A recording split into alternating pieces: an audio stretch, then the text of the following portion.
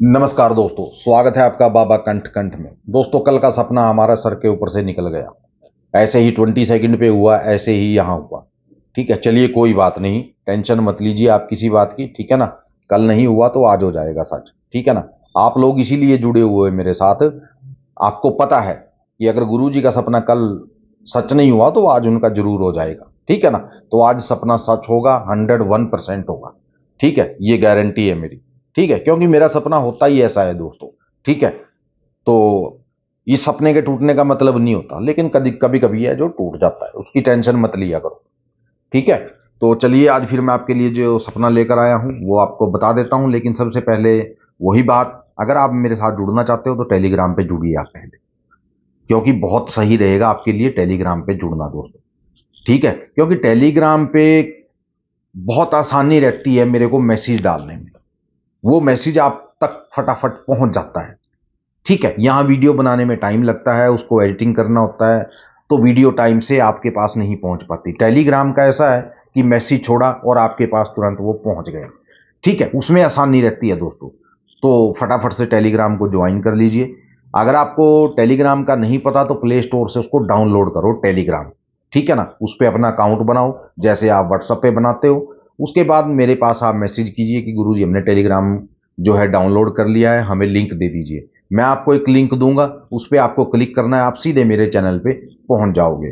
फ्रॉडबाजी का, धोखेबाजी का कोई भी किसी तरह का कोई सिस्टम नहीं है यहाँ। ठीक है, यहाँ सिर्फ सच चलता है दोस्तों। ठीक है, और मैं भी सच के साथ ही चलता हूँ। झूठ बोलने वाले लोग मुझे पसंद नहीं है बिल्कुल भी। ठीक है ना, तो जो भाई सच्चे हैं, ईमानदार हैं, वो मेरे साथ जुड़ सकते हैं दोस्तों। 3,000 मेरी फीस है जो मैं काम होने के बाद लेता हूँ। बाकी की शर्तें जितनी हैं, जितनी भी कंडीशन है, वो सब टेलीग्राम पे मैंने लिखी हुई है। ठीक है, उनको मानिए। अगर आपको लगता है कि आप मेरे साथ पुगा सकते हो, मेरे साथ चल सकते हो हाथ से हाथ मिला के, तो आप मेरे साथ आसानी से जुड़ सकते हो दोस्तों। ठीक है, बच्चों तक की कसम आपको खानी पड़ सकती है, क्योंकि मजबूरी है मेरी भी ये बात बोलना। ठीक है ना, तो अगर आप ईमानदार हो तो कोई दिक्कत ही नहीं है किसी बात की, आप मेरे साथ आसानी से जुड़ सकते हो दोस्तों। ठीक है, तो काम होने के बाद दोस्तों, काम होने के बाद मांगता हूं मैं आपसे।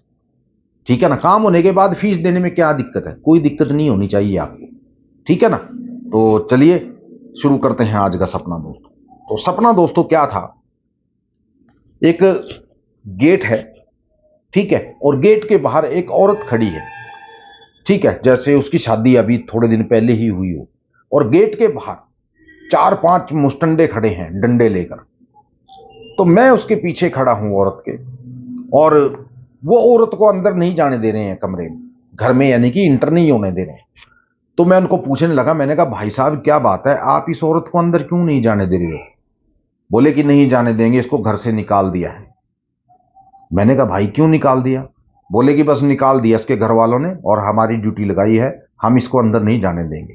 तो मैं उस औरत से पूछने लगा, मैंने कहा जी क्या हुआ, आपको ये घर से बाहर क्यों निकाल रहे हैं? तो वो बोली कि मेरी शादी को सिर्फ अभी 3-4 महीने ही हुए हैं। ठीक है, और ढेर सारा कैश लेकर आई थी, मैं दहेज लेकर आई थी, लेकिन ये इतने लालची लोग हैं, इनका जो पेट है वो भर ही नहीं रहा।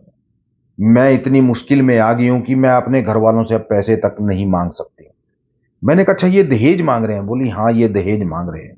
मैंने कहा इसकी इनकी कंप्लेंट कर दो, क्या है, एफआईआर दर्ज करा दो कि दहेज के लिए तंग कर रहे हैं। ये इनमें से कोई भी बाहर नहीं रहेगा, सब के सब अंदर चले जाएंगे। बोली नहीं भाई मैं ऐसा नहीं करना चाहती हूँ, बदनामी होगी। मैंने कहा बताओ, आप इनके बारे में इतना सोच रहे हो, लेकिन ये आपके बारे में बिल्कुल नहीं सोच रहे। तो वो बोलने लगी कि भाई मैं अगर आपको बताऊं, अभी तक 85 लाख रुपए तो कैश मेरे डैडी दे चुके हैं इनको, कैश में 85 लाख रुपए। ठीक है, और नई बिल्कुल गाड़ी इनको दी थी दहेज में। ठीक है, बिल्कुल नई गाड़ी निकलवा कर दी थी, 38 लाख रुपए में कैश, जब इन्होंने शादी रोक दी।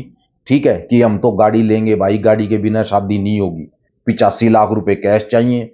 ठीक है, और एक गाड़ी चाहिए। तो मेरे डैडी उसी टाइम 38 लाख रुपए की गाड़ी नई निकलवा कर लाए थे, वो इनको दी थी, अंदर खड़ी है वो। मैंने कहा भाई कितने लालची लोग हैं, इतना कैसे कर लेते हैं लोग, समझ में नहीं आता, क्या करोगे इस पैसे का? तो वो बोली कि क्या करूं, अब 5-7 दिन मैं घर रह के आई हूं।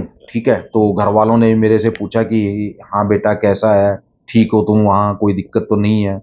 तो मैंने कहा कि नहीं कोई दिक्कत नहीं है, वो अच्छे से मेरे को रख रहे हैं।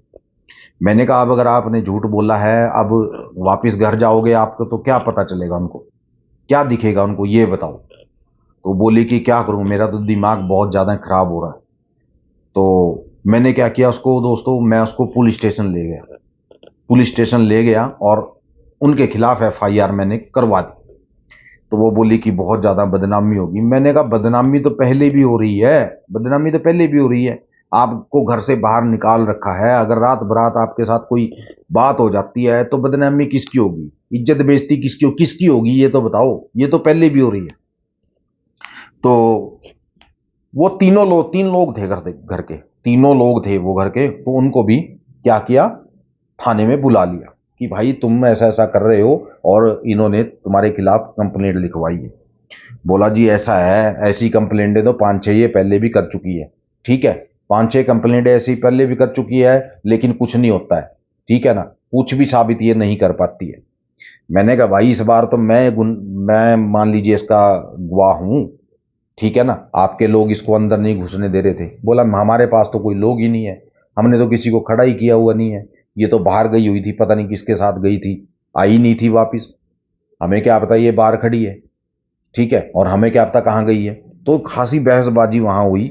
तो वहां 2-3 पुलिस वाले तकरीबन ऐसे थे जो बहुत गुस्से वाले थे। तो उन्होंने क्या किया, लड़के को पकड़ा और दे दनादन तीनों को पीटने लग गए। तो वो बोलने लगी कि छोड़ दो इनको, छोड़ दो।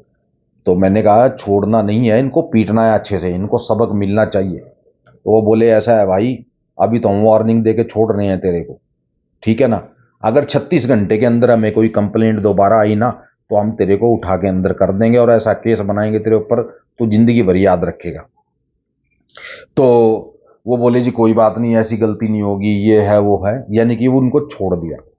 तो एसएचओ मेरे को बोलने लगा कि भाई ऐसा है, ये मेरा नंबर ले जाओ, अगर कोई भी दिक्कत होती है तो मेरे को बता देना। ठीक है, मैं इनका इलाज अच्छे से कर दूंगा। ठीक है, मैंने कहा जी ठीक है। मैंने कहा जी आपकी सेवा पानी। बोला यार दे दे जो देना है। तो मैंने क्या किया, 2500 रुपये निकाले और उसको दे दिए। मैंने कहा जी अगर आगे से कभी जरूरत पड़े तो ये काम जरूर कीजिएगा। बोला टेंशन मत ले, तुम जाओ।